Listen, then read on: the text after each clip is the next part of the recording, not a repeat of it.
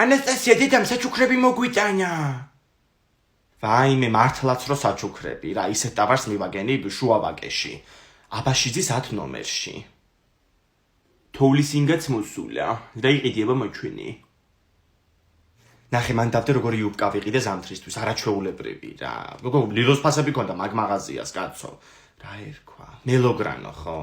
ცოტა ახლა შენი სწავლის ფული ჩემო მეხარჯა. სამაგალითო მშობელი ხარ. ტანსაცმელი ამჯობინე შვილის განათლებას. კაი, არა უშავს დავამატებ მერე ცოტა ხანში. სამაგეროთ ნახე რა შარვალი გიყიდე, რო არავის არ ეცმება. არ არსებობს. ზუსტად ეს შარვალი მქონდა ტელეფონში დასკრინული. ვიცი ხო, კაცო, მაგიტო კი. რაღაც არ მომეწონა ეგ დაუსრულებელი წინადადება.